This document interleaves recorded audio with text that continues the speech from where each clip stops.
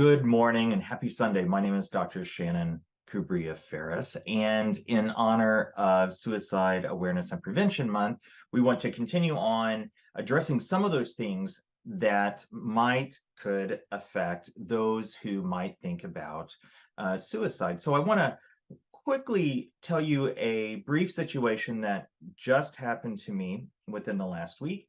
I was with an older gentleman, and he had attempted suicide. And while I was there, he made mention that no one cared for him.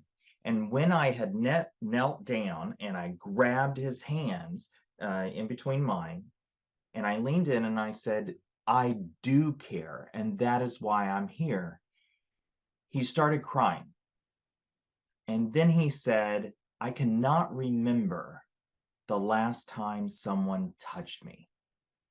So I'm going to bring to your awareness about loneliness, disconnectedness. So I want to quickly dissect a little bit for you what you can do for loneliness. And so first I want to address what loneliness is versus alone time.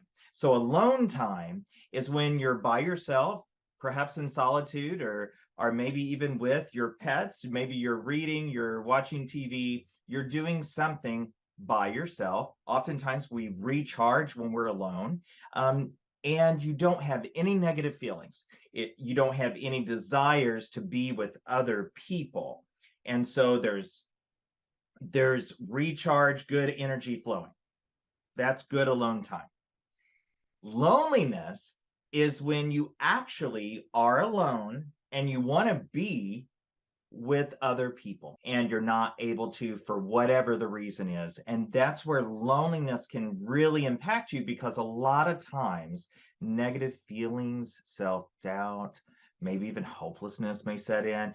If it lingers for long periods of time, it can dip into depression, maybe even anxiety. And so that's the difference between loneliness and alone time. And oftentimes what comes with loneliness is just feeling really disconnected. And most often it is a lack of meaningful connectedness or relationships. So loneliness can also happen for a number of reasons. For instance, if you change schools, you change jobs. You work from home, definitely during COVID-19, many of us work from home. Moving to a new town, new city, end of relationships. And lastly, if you're living alone for the first time, or you're living in a really new area that you know nothing about, and there's no friends or relationships or family there. So what are some of those symptoms that we need to pay attention to? Some of those ones that I want to highlight for you is decreased energy. Often we don't think about decreased energy as being lonely. We often think about that as maybe depressed. Also insomnia and interrupted sleep, or other sleep difficulties that you may have. Feelings of self-doubt, hopelessness, and worthlessness. Boy, all three seem to go hand in hand. We often have a lot of body aches and pains that keep coming up, and they're unexplained. Increased shopping. Several of you, I think, are going to resonate with this one. And the next one, an increased desire to binge watch shows or movies. So I really want you to lean in and talk with your health provider if these symptoms start getting in the way of your daily life, your work, you're living at home, if you have a family and kids, relationships, they start interfering with those things. If there's a consistent low mood or a depressed mood, you need to lean in here. And most definitely, if physical symptoms are lasting longer than a few weeks. So please check out your health provider. And so there are a number of resources on the kfvs12.com website or app. You can check all the episodes and those resources out just by simply typing in the search bar, Dr. Shannon, and they will all come up. And so you'll see a litany of a ton of helpful resources. So please check those out. There's nothing wrong if you are lonely. The only trouble comes if you stay there. So I encourage you, reach out and do that, which leads me to the tip of the week for you, which is how to ease this loneliness if you think you might be enduring it. So stay in touch with your loved ones.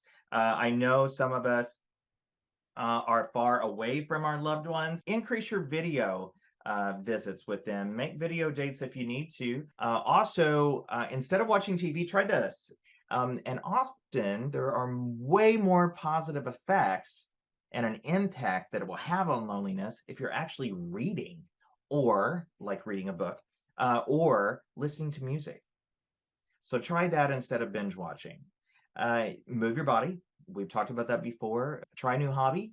That can be fun, creative, get your juices flowing, mentally being creative. And then you find, wow, you have a lot more energy. You're doing other things with other people, which would be great doing that. Also adopting a pet. And another one that I'll add to volunteer.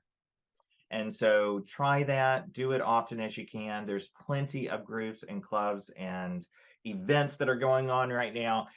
So please get out there and have tons of fun. Check out our resources on our website. Have a great week, and I'll see you next week. Bye-bye.